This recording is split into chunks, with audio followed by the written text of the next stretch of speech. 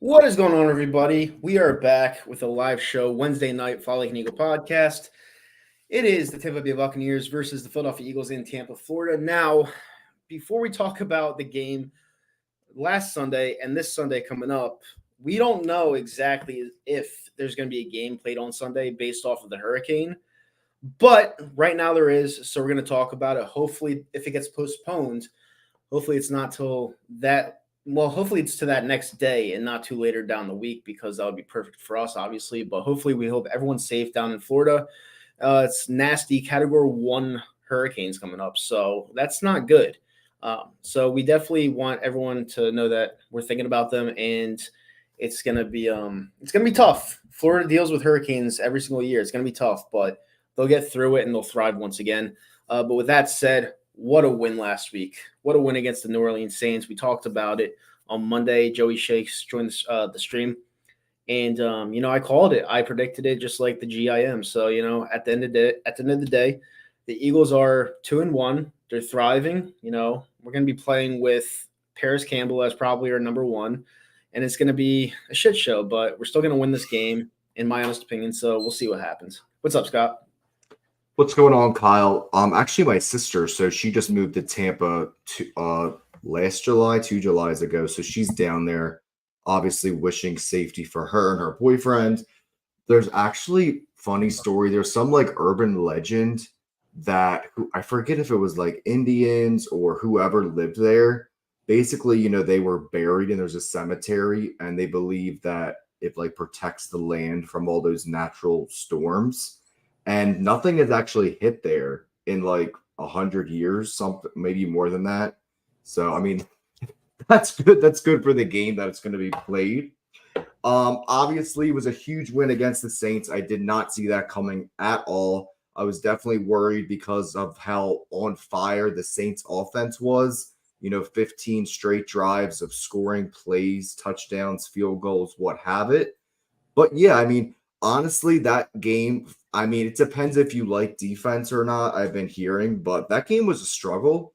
And honestly, I was kind of out of it for like the first 2-3 quarters and still really until it started to pick up.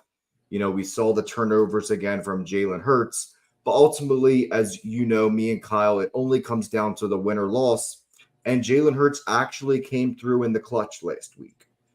The pass to Dallard Goddard, both defenders, of course, running into each other. That was great play design by Kellen Moore. And again, that's all you can ask for your quarterback. How we said against the Falcons, the quarterback lost the game. Well, we have to give praise where praise is due. Jalen Hurts definitely won us that game, along with a shout out to Reed Blankenship. That dude has really become such a closer. He's done this. This might be his third time with the game sealing interception. So, all around. And also, me and Kyle also, not to give us more pats on the back, even though we love to do that. We knew this defense was not trash like everyone was trying to make them out to be. Literally to hold the Saints to 3 points through 3.5 quarters. And then again, to hold Atlanta to all of those field goals in week 2. I mean, hey now, like, don't give up on this defense. They are plenty good enough. And after last week, their rankings, they're already like a middle of the pack defense. And that's all we can really wish for when you have such a high powered offense and all the money is going into there. So yeah, Kyle, I want to ask you, what were your overall like thoughts of the game and the win, especially prior to that fourth quarter? And what kind of state of mind were you in before the Saquon Barkley touchdown and the offense kind of got into rhythm a little bit? So it was weird. I'll answer that first. The state of mind that I was in before the Saquon Barkley touchdown was we were still in the game. It was kind of slipping away from us a little bit, but not really, to the point to where, you were always there. You always could have that one play, that one bomb to the end zone, that one run to the end zone that could get you back in.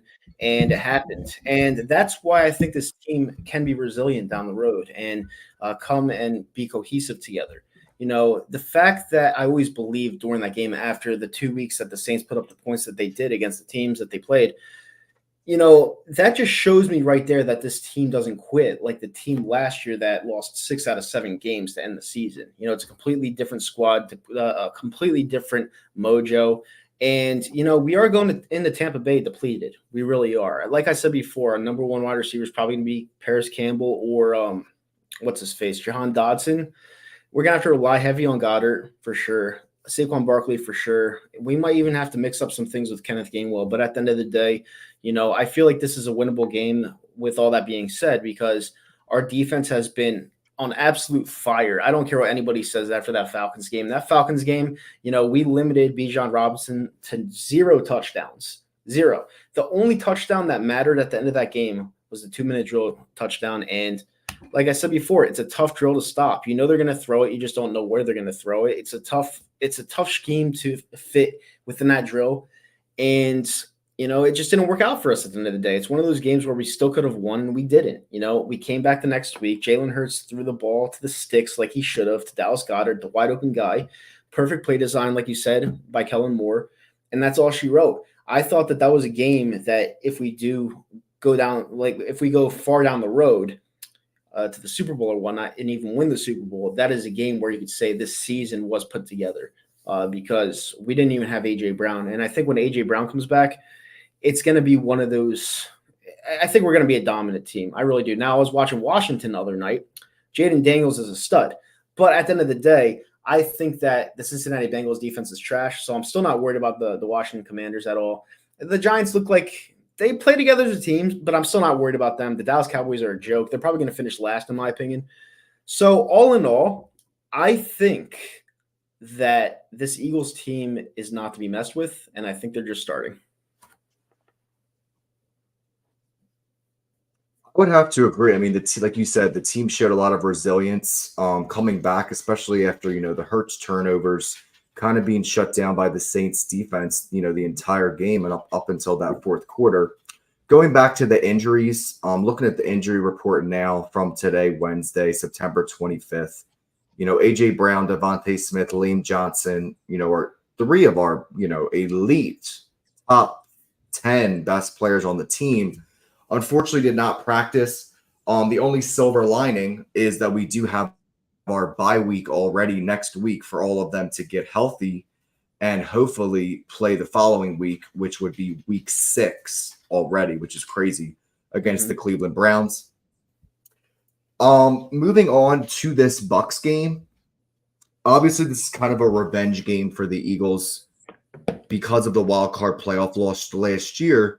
But in my opinion, you have to think about it. It didn't matter who the hell we played in that wild card game. We were going to get smashed either way because of the state of the team. And at the end of the last year, we ended up being one of the worst teams in the league, despite our 11-6 record and making the playoffs. We also defeated them earlier last season on Monday Night Football, and that was like one of our only convincing wins, if you remember correctly, of last season. They won 25-11.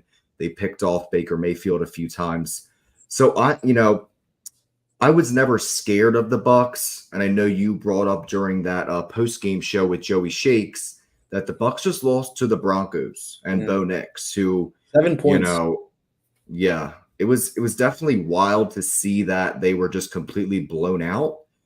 And again, we know the NFC South is not that strong of a division. The Falcons were hyped up with the Kirk Cousins signing to win that division and be the best team. And of course, we know their offense is talented. But hey, we just kind of, I don't want to say exposed the Saints, but we definitely put an end to their little magical run. The Broncos started last week, and I don't see why we can't finish it against the Buccaneers.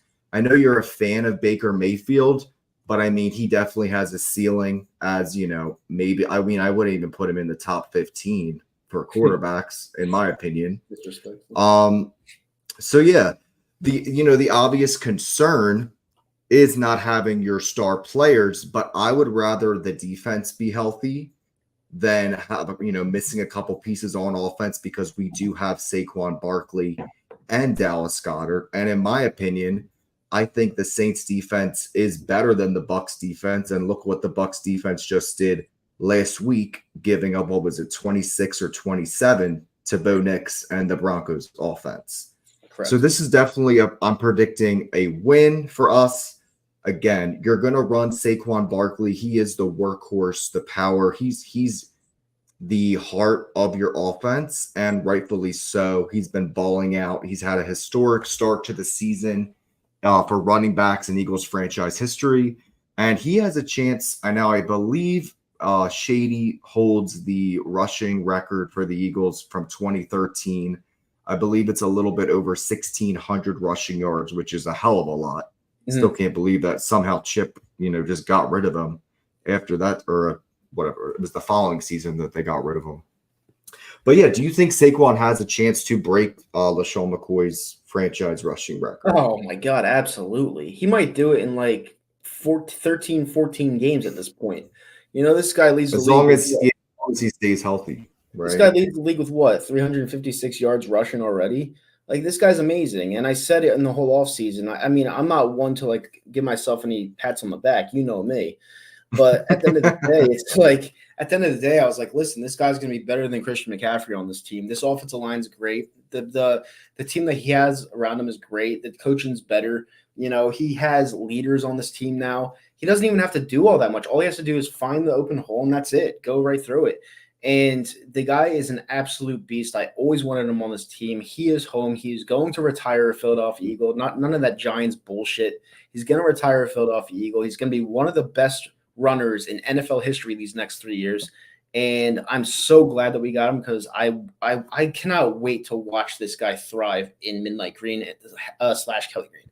I cannot wait. And honestly, that's why I'm picking us to win this Sunday as well. We're depleted at the wide receiver position, but all you have to do is pound the rock to Saquon Barkley, throw out routes to Saquon Barkley, dump off passes, whatever you got to do. The guy does it all. He really does. And it's like we said, the Bucs scored 7 points against the Broncos last week. They're not going to come to life against us, especially when our defense has been thriving this whole season. And I honestly think I'm going to give a score prediction. I don't even give a shit. I'm going to go 24-10 Philadelphia Eagles. I like it. No, I definitely like it. And we should talk about Dallas Goedert a little bit, because I remember in the offseason, we were definitely tough on him just because of the lack of results and production from him last year. And of course, he had a historic day, 170 yards. And I'm actually interested in fantasy, because if he would have scored that touchdown at the end of the game, I mean, he probably would have had a top historic day for tight ends in fantasy of all time. Already having 170. He would have had like 35 points in Sleeper. And imagine if he got that touchdown. Yeah. That would have been insane. So great for him. Now, do you think, obviously we know his injury history. Now, is it a lack of him just not being a part of the game plan is why some games he's literally a ghost and will have 15 yards on 2 catches? Or is why do you think he's not featured? Or is it just when he's injured he's not? Or is it because we have AJ Brown and Devontae Smith? Well, I love the fact that he had that long run to set up the game-winning touchdown for us. I love that. And I think Dallas Goedert can be a beast, especially in the blocking game. But I'm not going to forget, and I'm not going to jump the gun yet with him, because at the end of the day, a majority of his catches were wide open, and he found wide open lanes. Like you said, that play design by Kellen Moore helped him run all the way down to the 5-yard line. So I'm not going to jump the gun just yet. He had a terrific day on Sunday, but I'm not going to go ahead and say install him into the game plan every single week to where he gets 10 targets to 11 targets. I'm not going to do that, because I still don't think he's all that good. I think he was great on Sunday because they didn't have a game plan for him on the defense side of the ball. So I thought it made his day easier. But I'm not going to take anything away from him. Like I said, he had a really good game on Sunday. But I want to see him consistently what he can do. The jury's out on him. But for right now, I'm not going to take anything back from what I said about Dallas Goedert. I think he's average, to be honest with you. And you would have to think that the Bucs, their defensive game plan would be to shut him down, because he's our only target in the passing game. Yeah. And you can plan to stop Saquon all you want, but most likely you're not going to be able to, even if you stack the box. Mm-hmm. Because we haven't seen him shut down by any team yet. No. So why would we think that it would be this week against Tampa? Just a final thought on Dallas Goedert. I think he is very talented because I remember, I would call him like the bowling ball in that 2022 season. The Houston Texans Thursday night game comes to mind where he was just running over people. So I definitely want to see him involved, but I think what you mentioned as well as him, in the blocking scheme and, blocking for Saquon and the running backs, that is very key. That's a huge part of a tight end. And, Travis Kelce is used so much on the Chiefs because, I mean, when's the last time they had a number one receiver? It was Tyreek Hill before he was traded away. So I feel like you really featured the tight end in the, receiving, throwing to them when you are lacking in your wide receiver core, which the Eagles aren't. That's the only explanation that I have, along with the injuries that he suffered throughout his career. But he was a beast, and I know he's capable of doing that. Let's just see the consistency, and let's also hope that he does not get injured, being so involved, because that's been his kryptonite, unfortunately. And honestly, we do not have much depth behind him. We know Grant Calcaterra, I don't really know what to think of him at this point. He really has never been, has he ever had more than 1 or 2 catches a game? No. So that's definitely concerning. I know they have Jack Stoll. They keep releasing him, practice squad, bringing him up. So he's just, nothing special. It's literally just, a body at this point.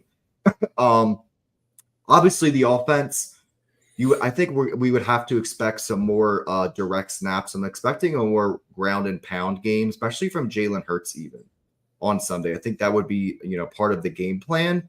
Like what you said, potentially and unfortunately most likely at this point, with Paris Campbell as your number one or Jahan Dotson, who could it be a breakout game for Dotson? You would hope, but that's just wishful thinking. So again, it's got to be Goddard and Saquon again. Like you said, you mentioned Kenny Gainwell, but we are going to have to rely on our defense. Like Jalen Carter was an absolute beast last week. I'll even give a shout out to Jordan Davis with the sack. I did not expect him to finally make a play. And also we are still hopeful that Bryce Huff can show up on the stat sheet. Yeah, right.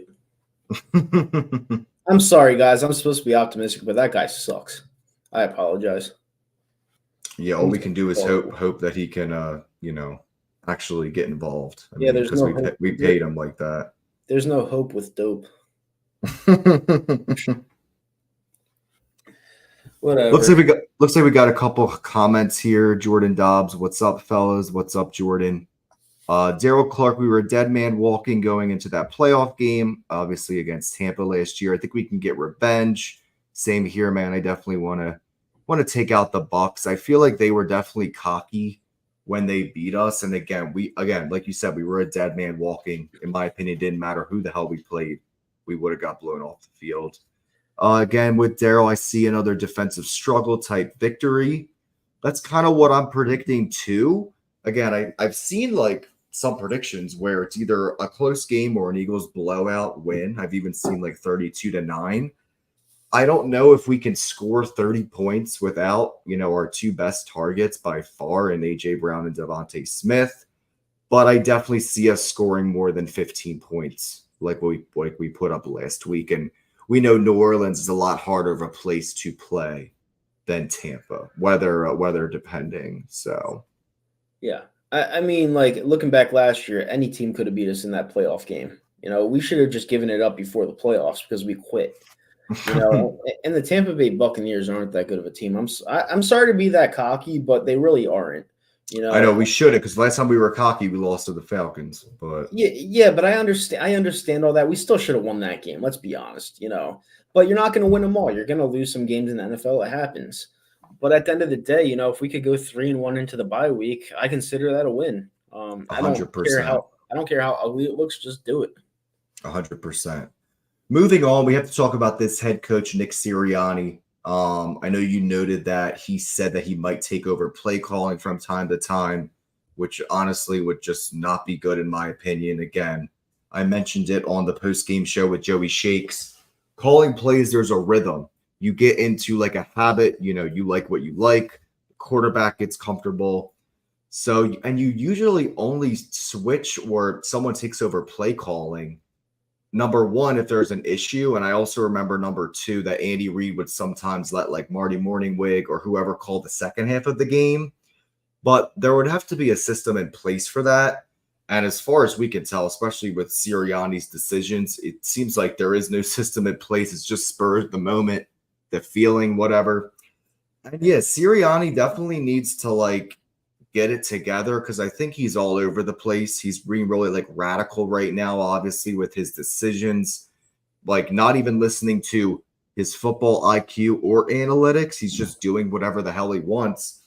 And I think he's doing that to try and overcompensate for all the comments made about him in the offseason, which is like, what do you do here now? Yeah. And I think he's trying to like put his stamp on the team by doing these wacky decisions and fourth down, field goal, going for it not. And dude, literally just stop. Just again, you can make the head coaching decisions, but like fucking study the best of all time. Like just do what winning teams have always done. Stop trying to think outside the box so far. You're like, I don't even know what. It's like you don't even have a box in your hand. Yeah, exactly. You're just doing outlandish shit. And also another thing with him, I know that you are kind of a fan of, him, his loudmouthness, and just kind of like doing what he does, showing his personality. I wouldn't say a lot of other successful head coaches have done that, but this guy has been to a Super Bowl. And I was thinking about that last night. I'm like, was that a fireable offense? Or like if they would have lost that game with his decisions? I mean, obviously, we're dramatic, this fan base. People probably would be calling for his head, but they're 2-1. This guy has a great win-loss percentage. So it's just like at this point, it's hard to even talk about him being on the hot seat at any point because he really has won a lot. And I wouldn't have said that in the off season, but they're 2-1. So if they were 0-3, yeah.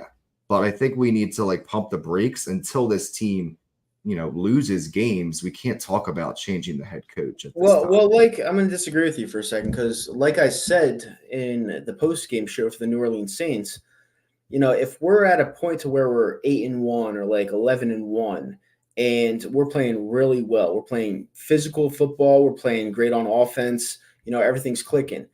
Somewhere in the back of my mind, Jeffrey Lurie's going to think, looking back to last year, not this year, last year, they're like, what went wrong last year to where we looked like shit, but this year we're looking great. So I'm always going to think in the back of my mind that no matter what the record is, they're always going to have someone like Kellen Moore on their minds because they don't want him leaving.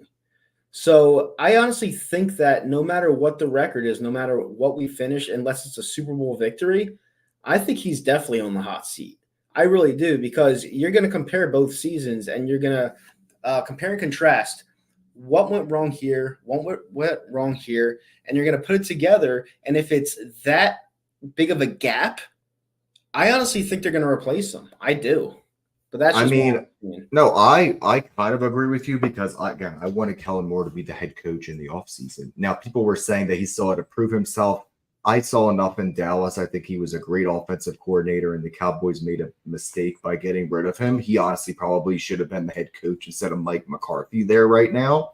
Mm-hmm. And again, I totally agree. Like, you can't have a revolving door at offensive coordinator and trying to mesh with Jalen and the head coach and the power struggle there. And especially if Sirianni wants to call plays here and there, it just doesn't make any sense. But again, I mean, ultimately he is the head coach. He gets the wins on his resume, not Kellen Moore. So I just think it would be so unprecedented and hard to sell that getting rid of Sirianni unless he makes some decision that is, so outlandish and literally ends the season. Yeah. But even then, if they win 13, 12 games, it's hard to get rid of a coach that was 9-8, 14-3, 11-6, and then whatever double-digit wins they get this year. I mean, it's just like crazy. Yeah, but if you look at the offense from this year and then last year, if it's such a gap by the end of the year, I don't think they compare it like that. I mean, don't even consider it. They considered it last year. Like they did all the data analysis. Like I don't think they're going to compare this year to last year. I think they're crazy enough to do it. I really do. Because they we don't like the revolving door. I think they're sick of it too. So if they see Are they? someone, I think that's their MO. That's what they've been doing since Howie took over in 2010. That's and just that's what they fine, but I do. mean, you're gonna catch like copper with some of these head coaches or offensive coordinators. You're gonna catch copper, not gold. So at the end of the day, you just got to go with what works. And I'm gonna stick to my guns and say he's always on the hot seat, no matter what. I'm always gonna stick to my guns because if they see something they really like, they're gonna change it, and that's just how it Did is. did you watch the Sirianni like post game speech or no? No, I didn't watch it. Let me see if I can pull that up. I'm not sure. I believe you guys will be able to hear it as well. Was If it you was want it more rah rah or was it like kind of serious? I liked it. I think it was a combination of both. So if I can Okay. find it, I can play it for us. Be aggressive. Be aggressive. He's definitely a Um, cheerleader. he is he's definitely a cheerleader, but I think he comes off genuine when he's talking to the team, not the media. That's what I would say. Yeah. So let me just take a second to find this if you wanna ramble a little bit Yeah, while sure. I I'll do ramble. I this. mean, I'm the best at doing it. So, listen, guys, we last week we took care of business, and this week we're gonna take care of business again. If you guys are scared of this game, I don't know what to tell you. You know, they literally only put up 7 points against the Denver Broncos and Bo Nix. Like, come on. Like at the end of the day, the Philadelphia Eagles had a bad game against Atlanta. We all know this. And we bounced back against a team that put 41 against the Dallas Cowboys. Now, I'm not saying that the Dallas Cowboys are a good team, but at the end of the day, they put 41 in their place against them. So honestly, if you guys aren't pumped for this game this Sunday, I don't know what to tell you. I'm not going to say something that I said on Facebook because I had a little bit of cold ones before the game. I said something about belly flopping off of a bridge or something like that. Yeah, that was nuts. That was definitely crazy. But at the end of the day, listen, it's all love, and you got to be pumped like I am because I'm a real Eagles fan. At the end of the day, I live and die for this team, and this team has really brought me some really hateful images in my brain throughout my life, and they've also brought me some happiness. So yeah, I just live and die with them, and I always think when they're going to win, they're going to win, and I don't see how they lose this game. I don't, but Yeah, we'll the see. only time we were wrong was the Falcons, Yeah. right? Literally, and we had 3 chances to win that game.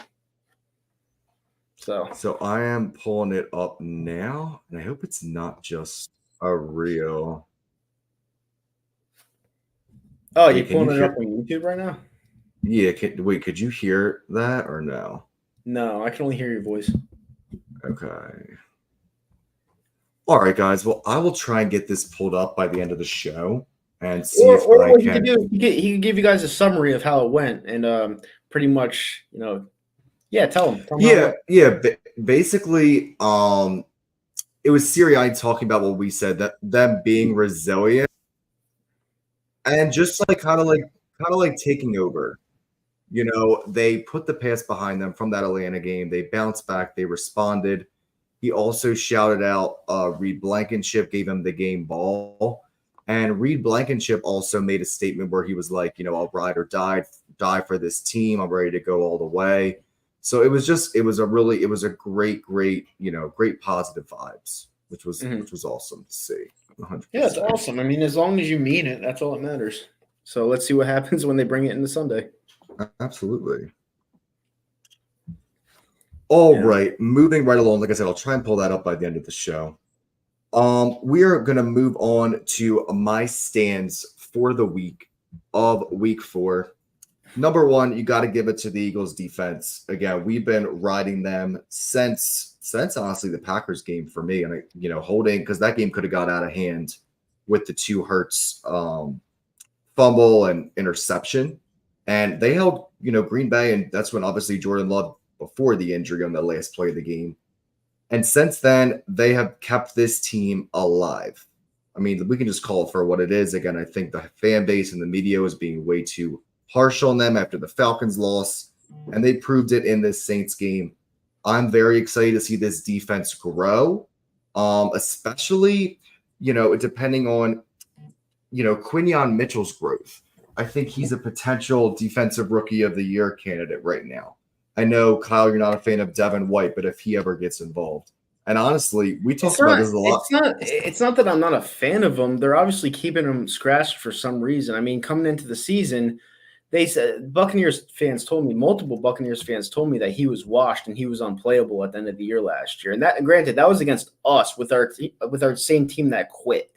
So I mean, us signing him, I always felt like he might have not saw the field because when you're washed in the NFL, you can't play. So he might not play a game, honestly. And like you said, he could be the Rashad Penny of this year. Correct. I was gonna wrap up and say, James Bradbury. Like we talked about him throughout the offseason. Obviously, he's still on IR for a while now. Probably not going to come back till the end of the year. But who knows if he can contribute, at least be another body. Unfortunately, if someone gets hurt, and we know injuries happen all the time. Around the NFL, who I'm standing, it's got to be Josh Allen. We saw him just absolutely destroy the Jaguars on Monday night.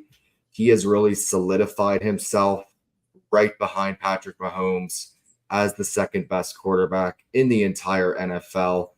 And again, he's doing it with not that much talent around him. Obviously I was a little bit not worried, but just wanted to see how he would do without Stephon Diggs, them trading him away to Houston. I know he has a couple other pieces around him, but ultimately, he doesn't have the Eagles' weapons. So I'll just say that. No, and he is really, really producing at such a high level, and he's only getting better. And, they're 3-0. He's really just transformed that whole franchise.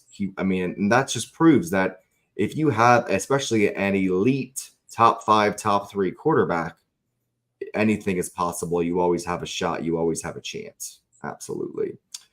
And then my final stand, where I was really impressed and shocked, even though I know you were actually kind of hesitant and you almost wanted to pick Washington to win on Monday night, but we both ended up with Cincinnati. Mm-hmm. But Jalen Daniels, I did not expect him to go toe-to-toe, especially Washington never wins in prime time, to beat Joe Burrow was very, very impressive to me. He made the right decisions. It ended up being a shootout. And this guy really put the team on his back. Now, I forgot, but Brian Johnson, our old DC, and Jalen Hurts' mentor throughout his whole football career, basically, he's their quarterback's coach, which I thought is interesting. And of course they have Cliff Kingsbury as the OC. So, of course, we're not a fan of the Commanders, them being in the NFC East. But, it was nice to see for Washington a little glimpse of hope. Now, the real question is, we've seen this with RG3 in the past. We saw it with Kirk Cousins. Their quarterbacks either get hurt or they don't hang on to them, or there's just, the controversy and dark cloud that is the Washington franchise in Landover, Maryland.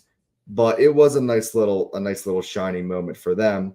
And then my last one, which, who the hell thought we would be saying this at any point ever again, is Sam Darnold and those Minnesota Vikings defeating San Francisco and Houston in back-to-back weeks. Well, we know San Francisco's, they still kind of are the cream of the crop of the NFC, especially come playoff time. And then Houston, a top 5 team in many, preseason, off-season power rankings, to beat those two teams and to outduel CJ Stroud, who is just, a darling of the NFL at this point, correcting his career after no one thought anything of them, especially, even if JJ McCarthy was playing. They're playing better than they could have ever expected, starting off 3-0. I'm not sure what the future holds because we know these quarterback Cinderella stories. We could think back to the Case Keenum on the Vikings, even though they went all the way to the championship game. Joe Flacco last year with the Browns. We'll see how long it lasts, but you got to give this guy his flowers at this point. I think he has the most passing yards or the most touchdowns. Like he's leading the entire league. Yep. So that's pretty impressive stuff. All right, well, this is my one stand for the NFL weekend. So the Ravens flock for spitting and kicking the crap out of the Dallas Cowboys in their home stadium and winning that game. Even though the Ravens didn't look great and they almost let them come back, they still got the job done. That Cowboys team is an absolute disgrace this year. They're not even a football team. They might finish last in the NFC East. Sorry, Giants fans. It's not your year this year to finish last. It's definitely going to be the Dallas Cowboys. They don't even have a team. You know, it's a bunch of players that don't even want to work together. The coaching staff stinks. They might win 4 or 5 games this year. They fucking suck. They're awful. What made you pick the Cowboys in your pick'ems then? Because I think the Ravens are a bad team. Honestly, I don't think they're a good team. Really? Yeah. Really, with Derrick Henry. I don't think they're a good team this year. I watched that whole game, and they just started sliding away a little bit. Players started getting frustrated. The coaching wasn't there. The Dallas Cowboys actually almost came back, and they're not a good football team. So I was looking at it. The Ravens, in my opinion, won't make the playoffs, but the Cowboys are that much worse that they lost that game. They're awful. They're fucking terrible. So my stand of the week is the Ravens flock for 1 week. No, I'm a huge fan of the Ravens. I think they're about to get back on track, especially in that division. Obviously Pittsburgh is leading it with, just not the most talent at quarterback, to put it nice, but that defense is balling out. But again, we know it's, defense wins championships is not necessarily true anymore. And you especially need a quarterback to, go far. Correct. So we'll see. It should be a classic matchup again between Baltimore and Pittsburgh to win the AFC North. Because again, it looks like now let's just talk. We are doing around the NFL now. Let's talk about Joe Burrow just a little bit. Are the excuses done? I mean, he is a very talented player, but we saw what happened last year. He, the injury, kind of rehabbing from that, and then he kind of was shut down for the season again. And he just hasn't looked like the same player since. Hold on. I know where you're going with this. And Shannon Sharp said the same exact damn thing on, what was it, First Take on Tuesday. I don't understand people that are blaming this on Joe Burrow. Joe Burrow was phenomenal on Monday. It had nothing to do with him whatsoever. He threw a beautiful touchdown pass to Jamar Chase in the beginning of the game. He played a flawless game. Jaden Daniels just played a perfect game. That's the problem, so I'm not blaming Joe Burrow for anything in this game. It's tough to win a football game when the other team scores 38 points. I don't care if it's home. I don't care if it's away. It's tough, so I know you're going down the road like Joe Burrow's not the same person. You're walking down that slope. I'm not doing it yet. I think Joe Burrow's a damn good quarterback, and I don't care if he looks weird. I don't care if he looks like Slim Shady. He did not play bad on Monday night, and until he proves me otherwise, I'm not going to change my opinion on him. I just think he's with a really fucked up team right now. Now, is it the defense? He still has Jamar Chase. Obviously, the contract situation is what it is. Is it, the head coach, Zach Taylor? Yeah, it is. Okay, so you're saying it's the head coach. Yeah, I feel like he put, he is missing no more Joe Mixon as well. Yeah, well. I mean, Zach Moss didn't really miss a beat. He looks pretty good there. So, like you said, it has to be the defense then and the head coach. Yeah, they're just not holding up. They're not holding up their end of the bargain. Defense is really bad. So, where would you put Joe Burrow, in your quarterback rankings right now? Top 5. He's still in your top 5. Yep. All right. No, we'll definitely see. They're 0-3 now. Which is obviously not a good place to be at all. I mean, you have to win 3 games just to get to 500. Scotty, here's the difference between 0-3 teams, all right? So you have the Bengals who, let's be honest, they could have won that game on Monday against the Commanders. They're 0-3 to start the season. And then you have the Jacksonville Jaguars who are 0-3 to start the season who look awful.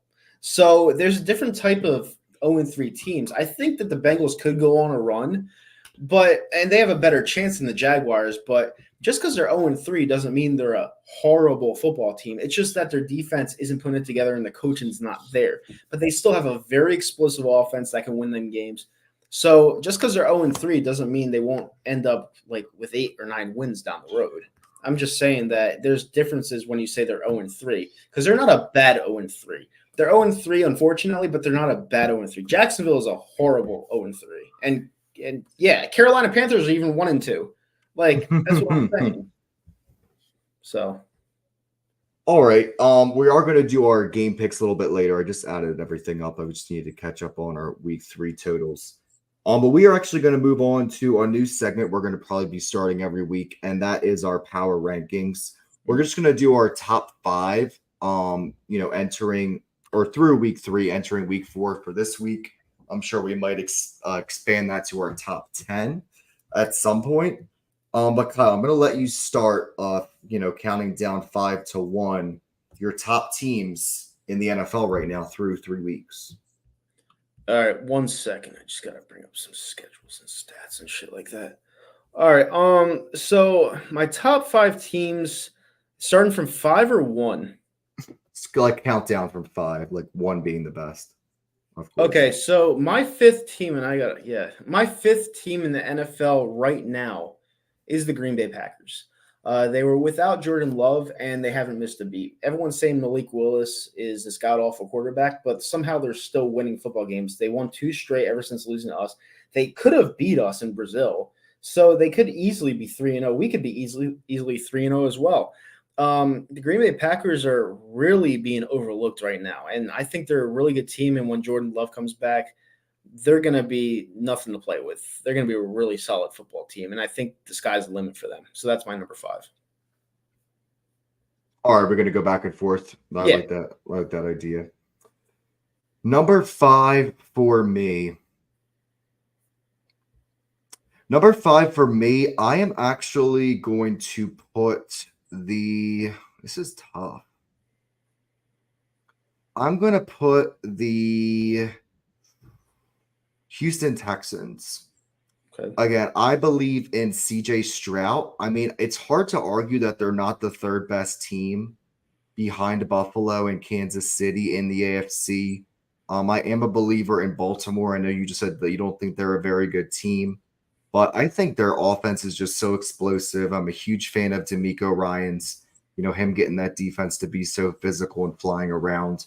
We can just call a spade a spade. Their division is absolutely horrible besides them, after what we saw happen to the Jaguars and Trevor Lawrence and unfortunately Doug Peterson on Monday night. And all the other teams, Tennessee's irrelevant and Indianapolis is obviously disappointing a little bit with their quarterback. And, they can't just, rely on Jonathan Taylor for everything. And I think Jonathan Taylor is a little bit overrated, a tiny bit, in my opinion. That's fine. But yeah, fantasy, I disagree with. All right. Well, I know he's on your fantasy team, but yeah, I have Houston at number 5. Okay. Number 4, I'm going to go with the Philadelphia Eagles. I mean, some could say it's a biased pick, but at the end of the day, no matter how bad it looks at times, they're still winning football games. They're still 2-1. They're going to go into Tampa Bay. They're going to be 3-1. So I'm going to have them at number 4 right now. I absolutely have to agree.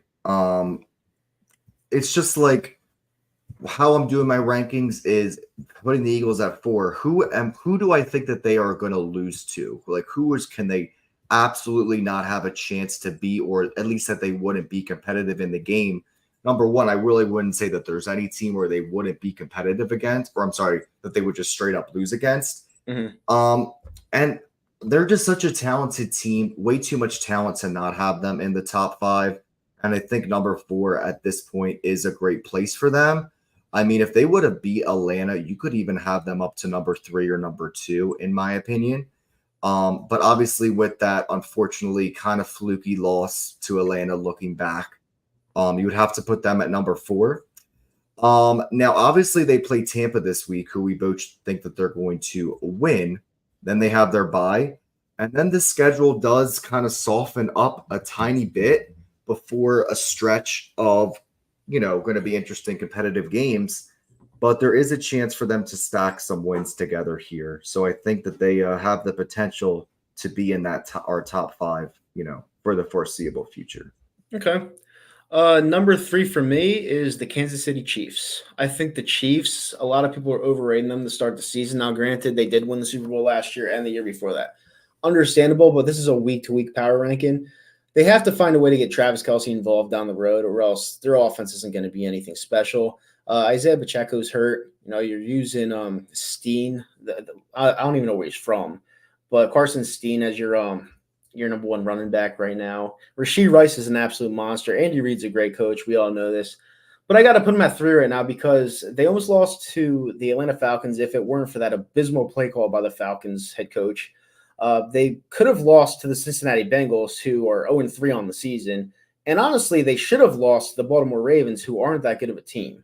So I'm seeing right through it. That's why I'm going to give them respect because they are 3-0. But that's why I'm going to put them as my weakest third team. So I'm going to have them as the third team in the league. Number 3 for me. This is kind of where it gets, it's kind of hard because it's hard to say who the best teams are. Of course, we could just go off the 3-0 records, but only 3 weeks, body of work. Number 3 for me, I think I'm going to have to give it to the Detroit Lions. Obviously, they kind of have that little interesting loss to Tampa now, but, I still think Tampa's going to be at least a 500 football team, so that's not like it's a terrible loss. But this team, they're very talented. I do like their head coach, even though, did you hear what happened to him? Like, his daughter's friend gave out their address. Now they have to move or something weird. Yeah, they got moved from the suburbs because people know where they live and they're fucking up their sleep schedule or whatever. Yeah, so that's odd. I don't know if that's going to have any effect on the team. I mean, I really wouldn't think so. But yeah, I think that this team, like the Eagles, they're never going to be outclassed or outperformed by any team. They just kind of ended the Cardinals' little hype there for a week when they blew out the Rams. So yeah, I think the Lions, like us, are going to be there till the end. And at this point, you would have to say that is the most, I think San Francisco, which doesn't look like either of us are going to have them in our top 5 at this point. But I mean, if you had to call it right now, you would probably pick Detroit, Philly in the NFC title game. Am I crazy for saying that, or? Right now, you are, yes. I don't have Detroit in my top 5 right now. I think Detroit's very beatable. So my number 2 team, that leads into this. My number 2 team is the Minnesota Vikings. Wow. I think with Sam Darnold, he has a resurgence. He was picked number 2 in the draft by the Jets. He really hasn't proven himself because he started with the Jets, then he was on Carolina, 2 really piss poor teams. Goes to Minnesota with that talent, a good offensive line, good running game, good coaching staff. He's looking like the number 2 pick that everyone thought he was all along. And I think the sky's the limit for this team. This team is really good, guys. And sometimes you have to look past the whole I'm blind. Sam Darnold isn't anything. He's not going to be anything in this league. This guy was really good at USC. He has the talent to do it. He has Justin Jefferson. He's going to have Jordan Addison. Remind you, they won 31-7 against the Houston Texans at home last week without Jordan Addison. They beat the 49ers at home without Jordan Addison. They went to the Giants. The Giants won a really tough football game in Cleveland the other day. They went to the Giants, took their lunch money, made it seem like they weren't even there. So I'm shocked. I'm honestly shocked I'm not putting them number 1 at this point just because the other team is a little bit better. But the Minnesota Vikings, they're the real deal, guys. They're going to go to the playoffs, and they could possibly go on a run. They're going to shock a lot of people this year. Very good team. I'm not going to completely disagree with you. Obviously, I don't have them in my top 5. They're in my top 10 for sure, low on the outside looking in. Mm-hmm. But yeah, I mean, you can make the case. I mean, Sam Darnold played for 2 of the worst franchises, of the past 10 years in the Jets and the Panthers. So it's a good point. Now he actually has a great offensive mind in Kevin O'Connell around him. So, Justin Jefferson, which is, still probably, in my opinion, he is the best receiver in the league when healthy. But again, yeah, I need to see a little bit more. I mean, what else can they do? I want to see them beat one of my top 5 teams. Of course, they did. They beat Houston. They did. They beat 2 of them. And I am putting Houston over them still. I just think in the long run, I think I would. Houston has more talent. Of course, they just beat them this week. So that's controversial on me. Number 2, though, moving on, I'm going to put the Buffalo Bills. This team looks so rejuvenated, and they look different than years past. Now, we have actually seen them blow out the Jaguars before, so that's nothing new. But again, I really do think that Josh Allen is reaching another level. You know, he's a seasoned veteran now. He's been in this league for some time.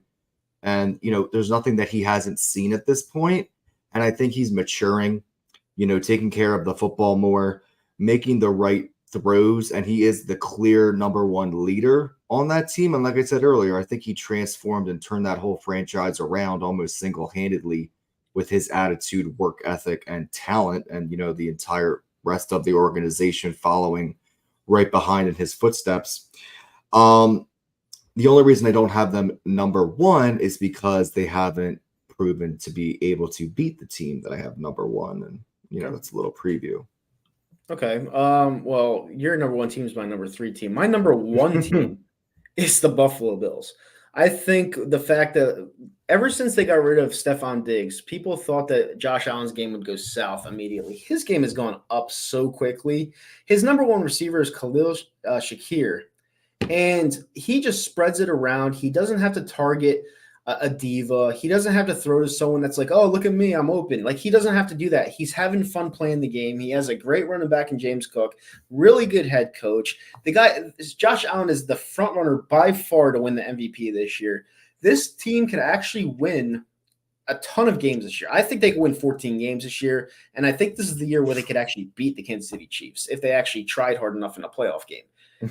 When someone like Josh Allen is having fun playing the quarterback position, that's fucking dangerous, because he was playing well when he wasn't having fun at the quarterback position. This guy, in my honest opinion, now, if you put the wins aside, if you put the Super Bowl wins aside, I think the most talented quarterback in the league is Josh Allen. I think by far he's the most talented quarterback in the league. He's just driven. He's consistent. He puts the game on his back. I absolutely love this dude. Buffalo Bills right now are the number 1 team in the league.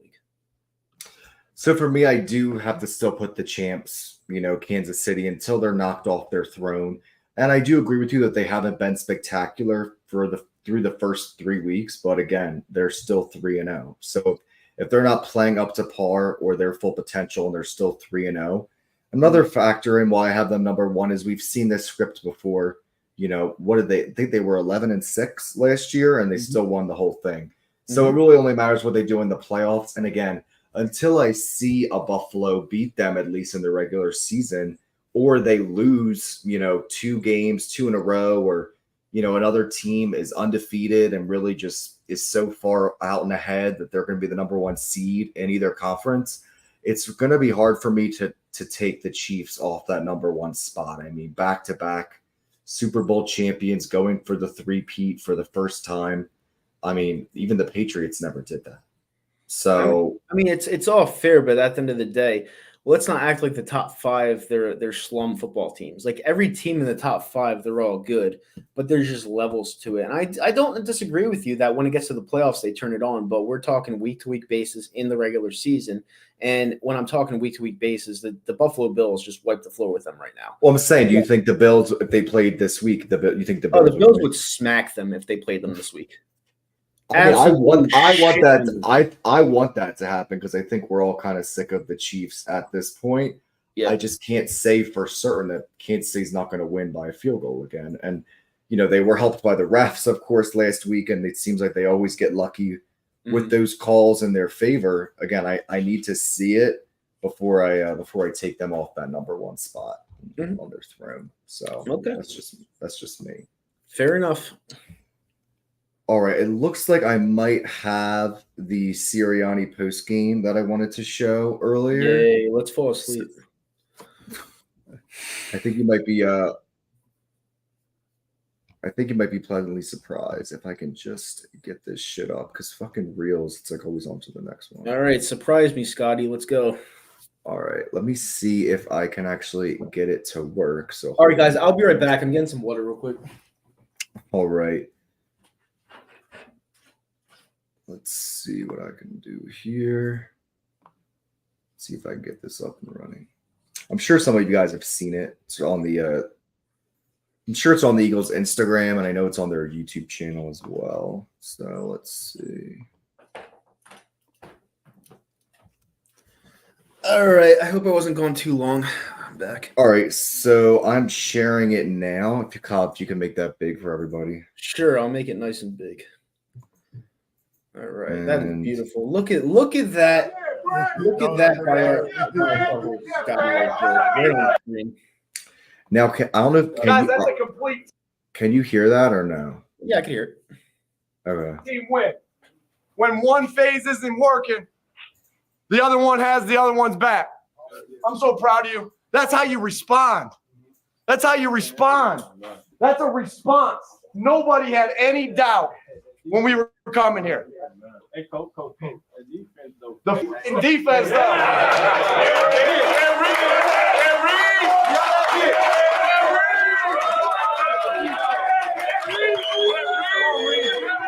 I love y'all boys, man. Love the hell out of y'all. We came in here, we fucking dominated, Yes, bro. sir. I want to ride and die with this team. Yes, sir. Ride and die. Yes, We sir. got each other's back. Hurry up, bro. all we need is this people in this room, and that's it. Guys, that's a complete. So Yeah, give so me your instant reaction. Well, I think they responded for sure. I think I got the gist of that in the first 5 seconds. Yeah, I mean, it was cool. I mean, a little bit corny at the end. You know, I was trying not to laugh, honestly, at Reed Blankenship's speech. But yeah, all in all, I like the fact that the team has come together. They love each other, so I can't really complain about it. But all in all, yeah, it didn't really do anything for me. All right. Well, I thought it was emotional and heartfelt and came No, out I just love the genuine. fact. I just love the fact that you showed our viewers that technology that we have, we could show anything we want on here. I think I that's would say, awesome. yeah, I don't know if that's that's not anything new technology, but I'm glad we're gonna start utilizing that in the future, guys, 100%. And I'm actually gonna utilize that again because it is gonna be pick time, and after that, Kyle's gonna do his fantasy Wait, team. no, let me get my fantasy picks out of the way. Actually, All right, give me some time to pull it up. Good point. All right, so the fantasy picks we're gonna go with this week. So my one fantasy team in sleeper is 1 and 2, but I have some news to show you guys. So in sleeper today, I made a trade that really shut the league down because they were all pissed off at me because they know that I'm gonna win now. It's not even gonna be close. So in my sleeper league, I have Jalen Hurts as my quarterback, Jonathan Taylor as one of my running backs, David Montgomery from the Detroit Lions as one of my running backs, Keenan Allen, who's going to play for the Bears this week, Tyreek Hill, who needs Tua to come back desperately, but once he does, it is game over. I just got him today. Jordan Addison on the Minnesota Vikings, George Kittle, Tyler Lockett, Brandon Aubrey, the best kicker in football, the only thing good on that Cowboys team, and the New York Jets defense. That team is absolutely loaded. My team is absolutely loaded. My bench is half decent too. I have Ricky Pearsall on the injured reserve, who's on San Fran. This team is stacked. It's going to win every week from here on out if it stays healthy. I'm not worried about that at all. On my ESPN league, I had a rough week last week because A.J. Brown, Cooper Kupp, and Deebo Samuel are all out. So that was tough, but I still won. So we're 2-1 there. All in all, fucking great start to the season. And honestly, waiver wire this week, I would go pick up Zach Ertz. I think he's a serviceable backup tight end if you don't have one. And you could possibly start him because Jaden Daniels likes to target him. So I think that's your pickup of the week in fantasy. And there you guys have it. Update on Kyle's fantasy team and some quick fantasy advice. Yep. All right, so now we are going to move on to wrap up the show. Of course, our week 4 picks. I do have it pulled up there. I kind of make it a little bit out to show a little bit more. See how that looks, and I can bring it down. All right, so I can refresh that and bring it down as we go through our picks. A wrap up from week 3. It was not our best week, and unfortunately for Kyle, he went from his amazing week the week before going 11-4. Kyle unfortunately finished 5-11. I went 8-8, pretty average, but I do get the win for week 3. Unfortunately, guys, I still do not have our full tallies route up this week through the 3 weeks for our overall records, but I will be, of course, updating that to tell you who's actually in the league. If I had to guess, I would say Kyle's probably ahead a tiny bit just because he did so well last week. But with that said, we are now, and of course, our locks of the week. Unfortunately, Kyle is still 0-3. He did pick Cleveland, and they lost to the Giants. I actually had a self-proclaimed, if I do say so myself, having Baltimore over Dallas as my lock of the week. I'm 2-1 in locks. Kyle, he's got to get on the winning side this week for his lock. So let's go. Come on, Kyle.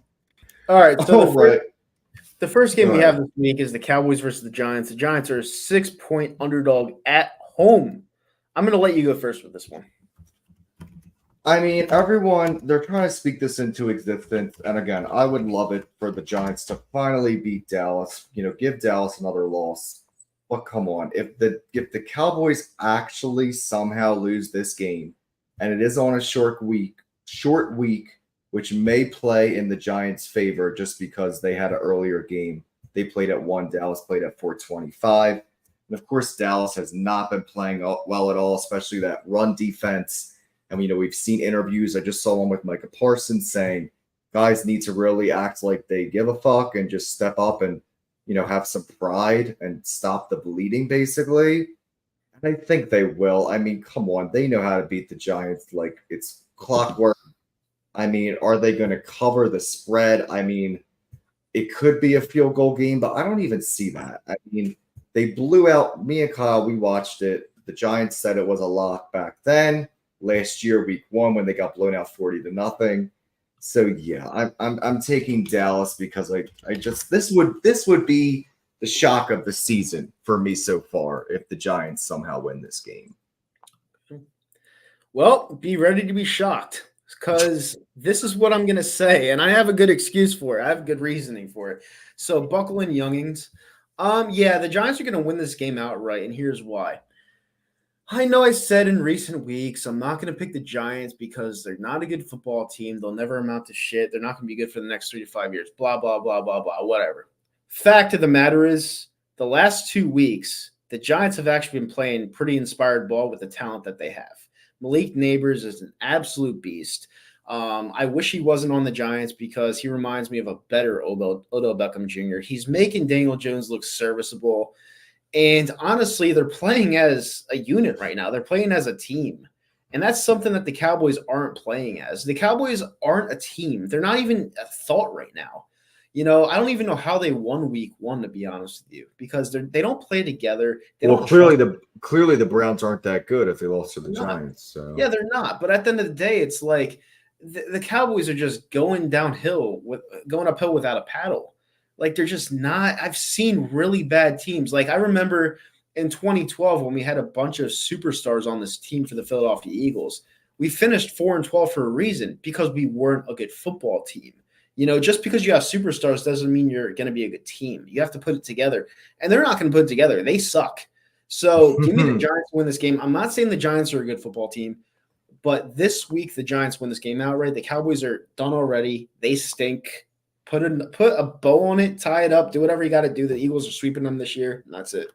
Oh, well, I did predict that. I did go out on a limb.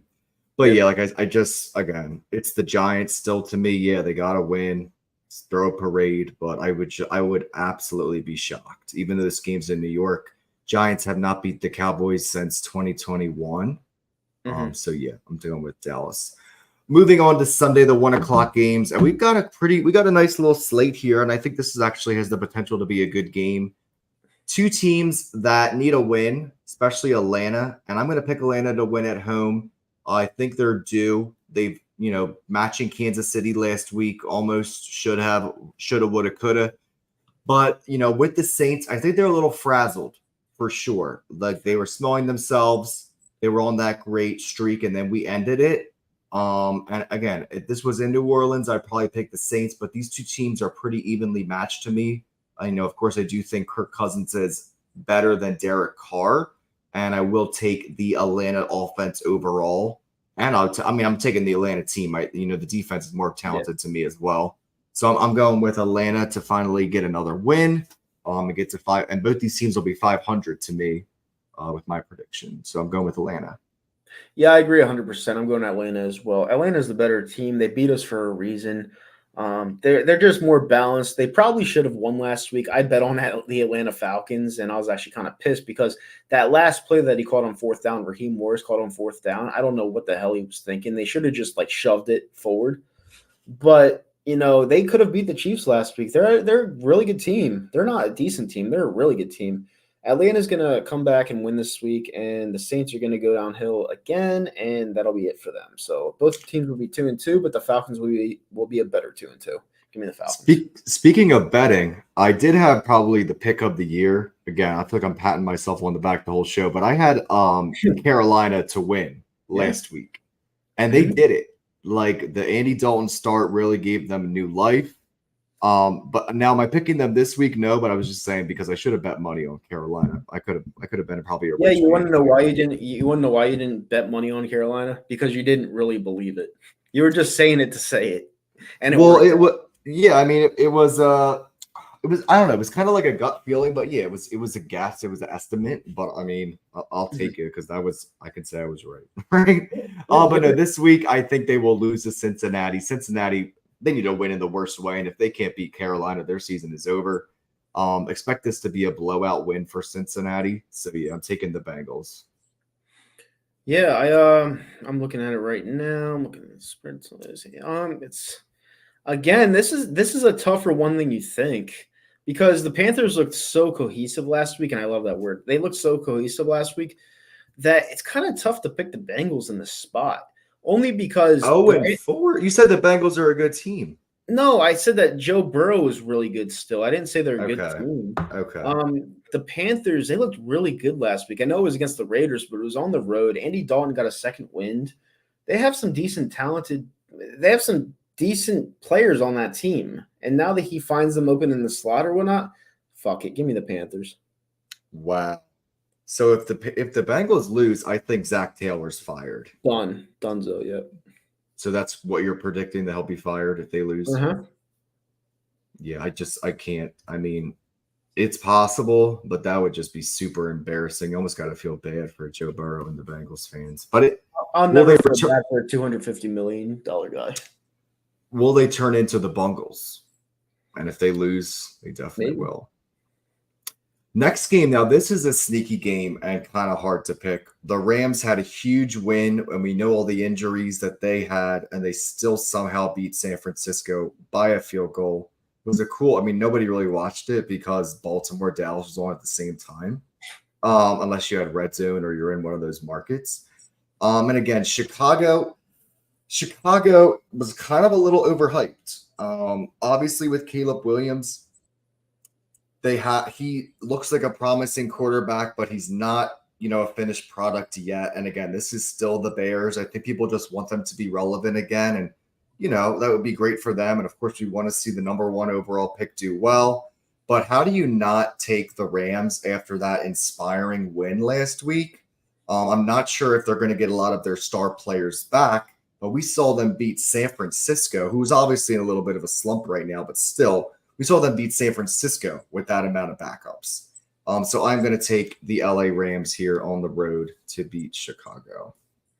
Give me Chicago, just because I feel like right now both teams are evenly matched somewhat, even though Chicago Bears' offensive line stinks. But Keenan Allen's going to be back this week. They have Roma Dunze. They're going to throw a lot of slants. Right now, the Rams just don't have the talent other than running back to compete. And I feel like it's one of the games where if you just ask me what I felt, I would say Chicago. You just give me Chicago. Next game has potential to be the game of the week. Vikings at Packers. And of course, this game all depends if Jordan Love plays. Mm-hmm. It's trending towards he is going to play in this game. And you had the Packers and the Vikings in your top five. Obviously, you're very high on Sam Darnold and the Vikings. And I have not been on the Vikings bandwagon. I'm not even sure I picked them yet. I don't think I've actually picked them to win yet. So I haven't. I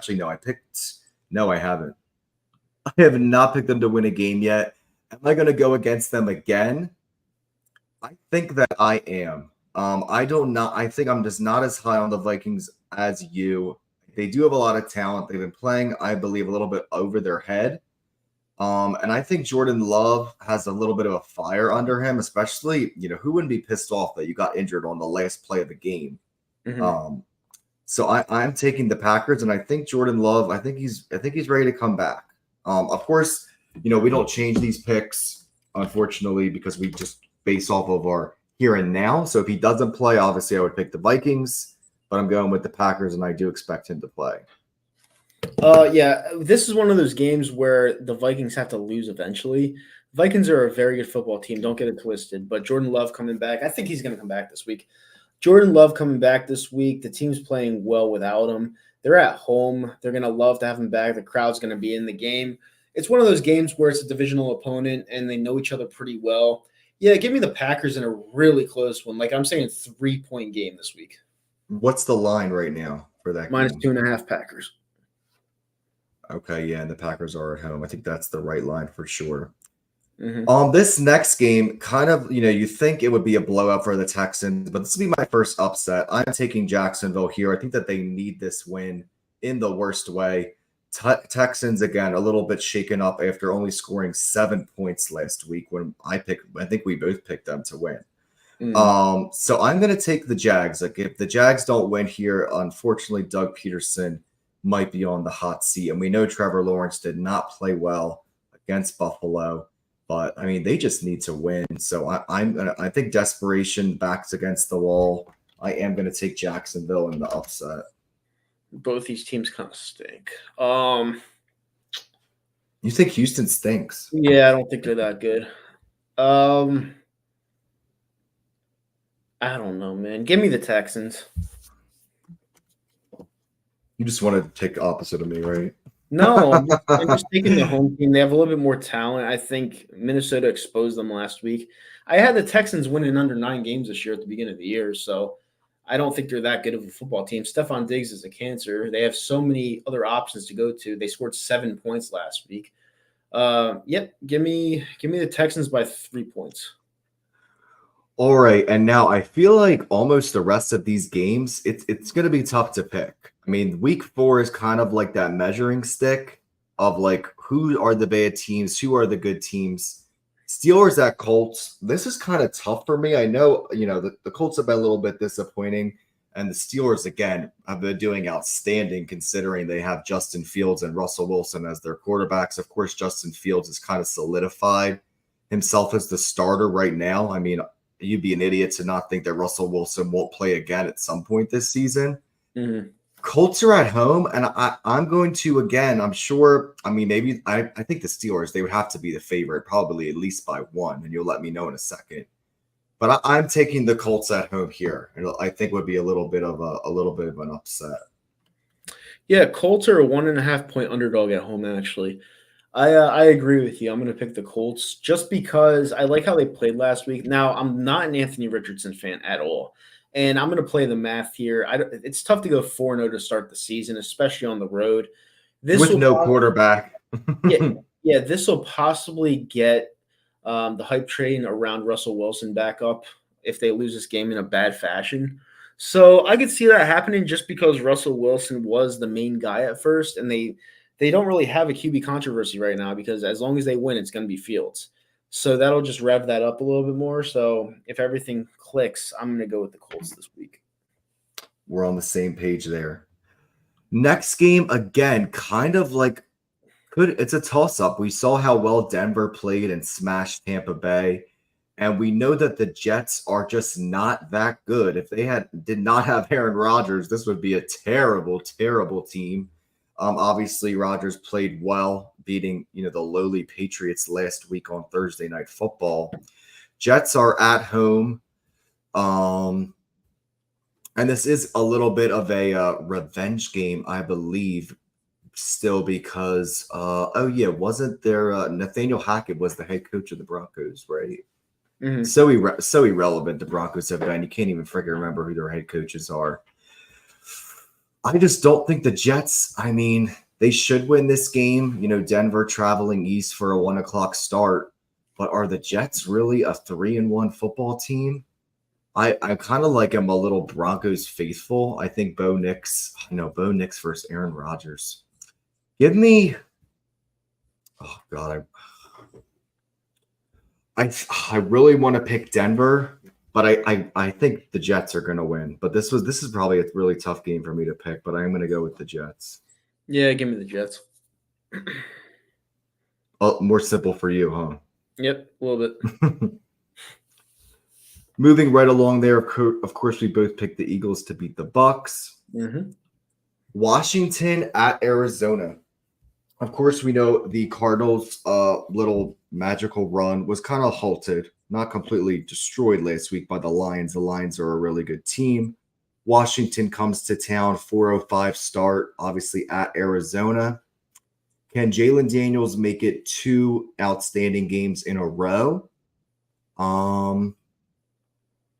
I am going to take Arizona at home to win.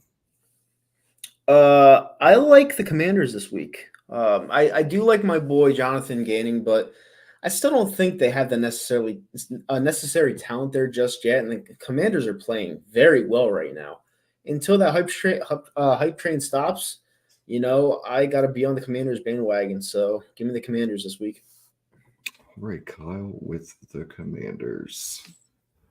Next game, Patriots at Niners. Niners needed to get it together. The Patriots, they've had a lot of time off, little after the mini bye after playing on Thursday. I believe also Brock Purdy's been dealing with some injuries. Is that correct? Mm-hmm. But I'm going to pick, San Francisco obviously should win and needs to win this game. They can't be 1-3. San Francisco would win if Brock Purdy had both his hands tied behind his back. The Patriots are absolutely abysmal, and the Niners are going to win this game, no doubt. Awesome. Moving right along, 4:25. This looks like it's, the prime time 4:00 game, America's game of the week. Chiefs at Chargers. Chargers just really haven't been super impressive besides J.K. Dobbs, obviously their running back with the Jim Harbaugh. This is obviously their biggest game, Jim Harbaugh and Justin Herbert's. I mean, this probably is the biggest game of their Chargers career, respectively, because I think people are expecting a lot out of them now that they're kind of going to be featured against the defending champs, their biggest rival. But again, the Chargers do not have a good track record. They cannot beat Kansas City to save their lives, honestly, these past, 5-6 seasons. So I would love to see them win, but I don't see it. I'm picking Kansas City to start 4-0. Yeah, I'm right there with you. I don't like it, but I'll do it. I just don't see how the Chargers beat them. I think the Kansas City Chiefs are better coached. They've been around together. They know how to play. This is a new unit for Jim Harbaugh and Justin Herbert. And, just give me the Chiefs. Browns at the Raiders. Obviously, the Raiders coming off an embarrassing loss to Carolina. And also, you could say with the Browns losing to the Giants. This game's at Oakland. I think this kind of has like a Brown win written all over it. Just kind of like a field goal, low-scoring game. So I'm going to take Cleveland here. I'm going to take the opposite. I'm going to go Raiders. You want to know why? Just because you called them the Oakland Raiders, I'm going to take the Raiders. Las Vegas Raiders. Didn't even realize that. Moving along, we have a good one on Sunday Night Football for once. This is actually the game of the week for me. Bills at Ravens. Of course, I still am a believer in the Ravens. I didn't expect Derrick Henry to be this good. I think he's not the old Derrick Henry per se, but he's still a truck, and I love seeing him run all over Dallas last week. Buffalo at Baltimore. This is obviously would still be considered an upset. Ooh, this is oh good. I'm gonna pick Baltimore. I'm gonna pick Baltimore to win by 3. No one circles the wagons like the Buffalo Bills. Give me the Bills. Taking the Bills 4-0 start. Definitely could happen for sure. All right, moving on to our final games Monday night. Again, we have not a double header because we're not at the same time, but 2 games on Monday. I mean, I guess it's still considered a double header, whatever. Not the best games. Of course, last week was, not the most entertaining as well until the Washington-Cincinnati game got good and high scoring. First one, Titans at the Dolphins. Definitely a snoozer. Of course, Tua Tagovailoa still not playing for the Dolphins. He's on IR. And the Titans are, pretty much abysmal, which is Will Levis, super, super disappointing. This is tough. And, the Dolphins got blown out by Seattle last week like I thought that they would. And it seems like they're packing it in a little bit. Oh, this is tough. Packing it in. This is really a toss-up game. It is at home for the Dolphins, so the Titans going to start 0-4. I will take Miami just because they're at home. I'll take Miami as well. I think they get Tyreek Hill involved this week. They run him with a lot of jet sweeps and sweepers and all that jazz. I think he's the player of the game, and they win pretty handily, actually. So I'm taking the Dolphins. Next game has the potential to be a good game. Seahawks, a surprising 3-0 at a top 5 team for me. The Detroit Lions. I think I have them at number 3. I'm taking the Lions here. More talented team, more experienced team, and the better team. More talented. They're at home. I think the Seahawks. I mean, if the Seahawks are 4-0, that would definitely. No one saw that coming before the season. So I'm taking Detroit. Give me Seattle. I think the Lions are pretenders. Seattle, they're actually playing really well as a team right now. I'm not saying that they're one of my top teams, but I'm definitely going to ride that train just because the Lions, I think, getting rid of C.J. Gardner-Johnson, I think it hurts their defensive unit because he was kind of a captain there. So I'm going to go with Seattle in the hot start. Give me Seattle. Guys, those are our picks. Now we do have our final pick. That is the lock of the week. Kyle, do you need some time to try and get this one right? Do you need a second to think about it, or do you got your lock of the week? Oh no, I already know my lock of the week.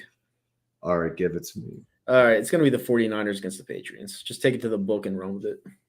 All right. That's definitely a safe pick there. Yeah, until it loses. I mean, that would we've seen crazy things so far happen this season. My lock of the week will be I'm going to go out. I mean, the media is trying to make it a limb against you two. My lock of the week is Dallas over the Giants. Okay. you might lose a lock this week. I know. I like to go out a little bit of a limb, so I that's my pick. That is definitely my pick. Again, I would be shocked if the Cowboys don't win that game. They're in free fall for real if they lose to the Giants. So. Yeah, they're done. Well, I'm not complaining because if that happens, I'm pretty sure the division's ours. So I'm not complaining. Oh yeah, I mean, I would love to see it. I don't see it happening. I just don't. So, I guess we can give a final score predictions for Bucs Eagles. I know you had them. What was it, 24-10? And my prediction will be, I'm going to take the Eagles 28-21 over Tampa. And like Kyle said to start the show, we hope that this game happens. I believe that it will. I guess there's a possibility that could be rescheduled or maybe even like pushed back later in the day. I mean, I don't really see that happening, but anything's a possibility. But awesome show again this week. It's we're in the thick of the season now. It's getting exciting. Of course, we have our bye next week. We will do a show on Wednesday. Maybe we'll have a little bit of a special show next week since we don't have a preview. We can recap our top players on the team so far, something along those lines. So definitely still tune in next week, and I'll let Kyle wrap it up. Yeah, no, next week, obviously, Scott's going to be back with his stands of the NFL or, that segment. I like that segment. And obviously my fantasy teams, me bragging about my teams, obvious because my teams are the best. But at the end of the day, I honestly want to thank everyone for tuning in. These shows are a lot of fun to do. You make them easier, obviously, by tuning in and watching and doing the comments and whatever. Only thing I ask you guys is if you do like the show, do us a favor and share it around, whether you're on Facebook, Twitter, YouTube. Well, it's X now. YouTube, just share it around. Like the streams wherever you're at, because it helps the algorithm of the show expand. Like we said, we had Joey Shakes on the other day. That was a lot of fun. And we're going to bring a lot more guests on in the future. We're also going to add a call-in line within probably the week 6 or week 7. I'm still going to try to figure that out, how to do that. But the fact that we have a visual like this, like right in the middle of the screen, it just goes to show you that we can get anything done. So we're definitely going to get that done. We're going to invite some guests on here, like his cousin or whatnot. And yeah, we're going to get going. We're happy to be here. We're just getting started. And I love everyone that tunes in. It's a great experience thus far. Absolutely. If you have any comments, comment on our YouTube or our Facebook, the post upload, whatever you guys want to see for segments. And I also, maybe we'll do some live bets next week.